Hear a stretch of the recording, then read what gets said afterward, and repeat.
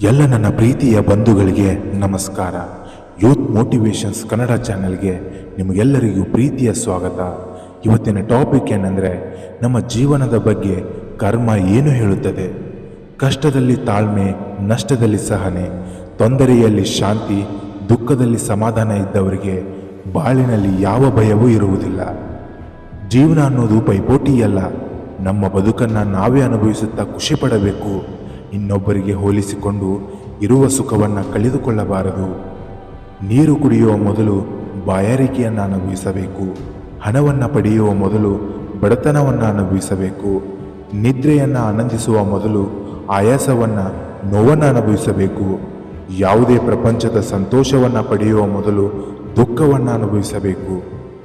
ಯಾವಾಗ ನಿನಗೆ ಶತ್ರುಗಳ ಸಂಖ್ಯೆ ಜಾಸ್ತಿ ಆಗುತ್ತದೆಯೋ ಆವತ್ತು ನೀನು ನಡೆದ ಹಾದಿ ಸರಿಯಾಗಿದೆ ಮತ್ತು ನಿಖರವಾಗಿದೆ ಎಂದರ್ಥ.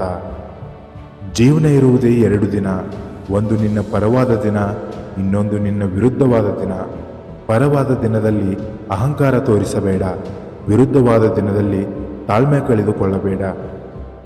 ನಿಮ್ಮವರನ್ನು ನೀವು ತುಳಿಯಲು, ಬೇರೆಯವರಿಂದ ಸಲಹೆ ಪಡೆಯಲು ಆರಂಭ ಮಾಡಿದ ದಿನದಿಂದ ನಿಮ್ಮ ಪತನ ಆರಂಭವಾಗುತ್ತದೆ.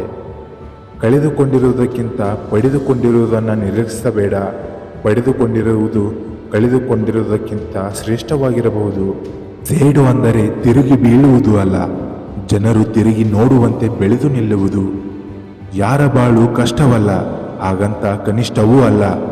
ಬಾಳಿನಿಂದ ಓಡಿ ಹೋಗಬೇಡ, ಅದನ್ನು ಎದುರಿಸು, ಅದನ್ನೇ ಬಾಳು. ಆಗ ಕಷ್ಟ ತಾನಾಗೆ ಹೆದರಿ ಹಿಂದೆ ಸರಿಯುವುದು. ಬದಲಾವಣೆಗಳಿಗೆ ಹೆದರಬೇಡ. ಬದಲಾವಣೆ ನಿಸರ್ಗದ ನಿಯಮವಾಗಿದೆ. ನೀವು ಬದಲಾವಣೆಗಳಿಗೆ ಸದಾಕಾಲ ಸಿದ್ಧವಾಗಿರಬೇಕು.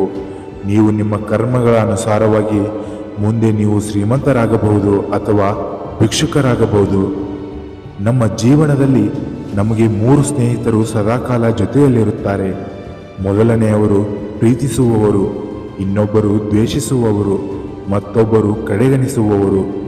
ಪ್ರೀತಿಸುವವನು ಪ್ರೀತಿ ಮಾಡುವುದನ್ನು ಕಲಿಸುತ್ತಾನೆ. ದ್ವೇಷಿಸುವವನು ಎಚ್ಚರವಿರುವುದನ್ನು ಕಲಿಸುತ್ತಾನೆ. ಕಡೆಗಣಿಸಿದವನು ಒಬ್ಬಂಟಿಯಾಗಿರುವುದನ್ನು ಕಲಿಸುತ್ತಾನೆ. ಮೂವರನ್ನು ನಾವು ಸದಾಕಾಲ ಗೌರವಿಸಬೇಕು.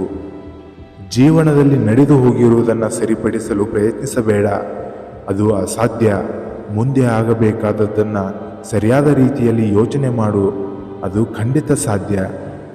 ಬದುಕೇ ಒಂದು ಹೋರಾಟ. ಈ ಹೋರಾಟದಲ್ಲಿ ನಾವು ಮಾಡುವ ಕಾರ್ಯವನ್ನು ಪ್ರಾಮಾಣಿಕವಾಗಿ ಮಾಡಬೇಕು.